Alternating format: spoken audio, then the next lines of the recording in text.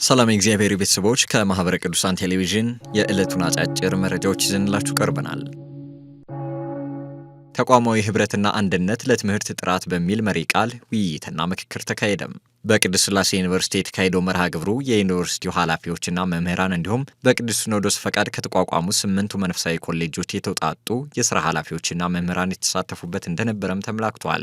በመንፈሳዊ የትምህርት ተቋማት የሚያስተምሩ መምህራን የሚሰሩት ሰው ብቻ ሳይሆን መንፈሳዊ ሰው ነው ያሉት የደቡብ ኦሞና አሪ ዞኖች ሀገረ ስብከት ሊቀ ጳጳስ እና የቅዱስ ሥላሴ ዩኒቨርሲቲ ፕሬዝዳንት ብፁዕ አቡነ ፊልጶስ ናቸው። ብፁዕነታቸው የከፍተኛ ትምህርት ሥራ አመራርና አስተዳደር ስነ ምግባራዊ ኃላፊነት በሚል ርዕስ ስልጠና ሰጥተዋል። በመርሃ ግብሩ የተለያዩ ምሁራን ስልጠና የሰጡ ሲሆን ሰዎችን በመንፈሳዊ ሕይወት አሳድጎ የእግዚአብሔር ቤተሰብ ማድረግ እንደሚገባም ተመላክቷል። መረጃው የቅዱስ ሥላሴ ዩኒቨርሲቲ የሕዝብ ግንኙነት ነው። የሙሬ መድኃኔ ዓለም ቤተክርስቲያንን ወደ ቀደመ አገልግሎቱ ለመመለስ የእርዳታ ጥሪ ቀረበ።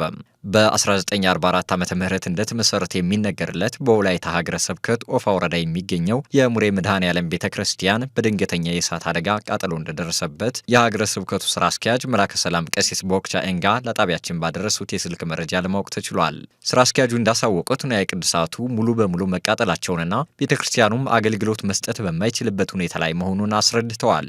በመሆኑም ቤተክርስቲያኑን ወደ ቀደመ አገልግሎቱ ለመመለስ አሁን ላይ እየተደረገ ያለውን እንቅስቃሴ በተመለከተ የተለያዩ ስራዎችን እየሰራን ያሉት መላከ ሰላም ሁሉም ኦርቶዶክሳውያን የበኩላቸውን በማድረግ ሊያግዙ እንደሚገባም የእርዳታ ጥሪያቸውን አቅርበዋል።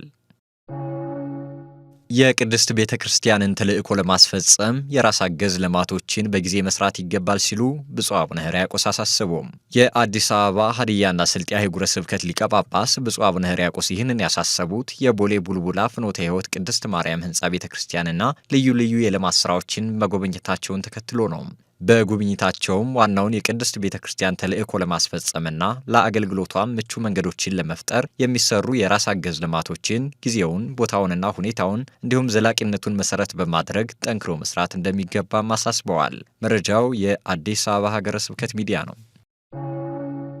በጠረፋማና በገጠሪቱ የሀገራችን ክፍሎች የሚገኙ ደቀ መዛሙርትን እያስተማረ እንደሚገኝ የፍኖተ ትጉሃን ሰንበት ትምህርት ቤት አስታወቀም። በላፍቶ ደብረ ትጉሃን ቅዱስ ሚካኤል ቤተ ክርስቲያን የፍኖተ ትጉሃን ሰንበት ትምህርት ቤት ባሳለፍነው ክረምት በደቡብ ኦሞና አሪ ዞኖች የሀገረ ስብከት ለሚገኙ ደቀ መዛሙርት ስልጠናዎችን ሲሰጥ መቆየቱን የሰንበት ትምህርት ቤቱ ዋና ሰብሳቢ መክብብ ንጉሴ ገልጸዋል።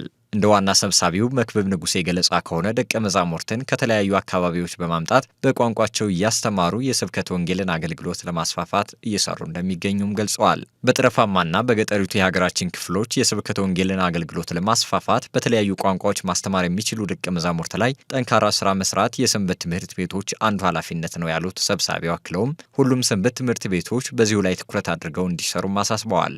ዝርዝር መረጃውን በነገ የአብይ ዜናችን እንመለስበታለን። ለሕግ ታራሚዎች መንፈሳዊ ትምህርታቸውን መከታተል የሚያስችል የመማሪያ ቁሳቁስ ድጋፍ ተደረገም። በዲላ ማረሚያ ቤት ለሚገኙ የሕግ ታራሚዎች በዲላ ማረሚያ ቤት ቅዱስ ዮሐንስ ወልደ ነጎድጓድ ቤተክርስቲያን ለ3 ወራት መሰረታዊ የቤተክርስቲያን ትምህርት ሃይማኖት ኮርስ ለመማር የሚያስችላቸውን የመማሪያ ቁሳቁስ ድጋፍ ተደርጓል።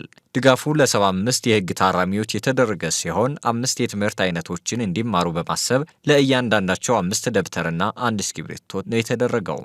መረጃው የጌዲዮ ኮሬና ቡርጂ ሀገረ ስብከት ነው። ለዕለቱ ያዝንላችሁ አጫጭር መረጃዎች የእስካሁኖቹን ይመስሉ ነበረም። ሰላም እግዚአብሔር ከሁላችን ጋር ይሁን። ከቀሪ ጣቢያችን መሰናዶች ጋር መልካም ቆይታ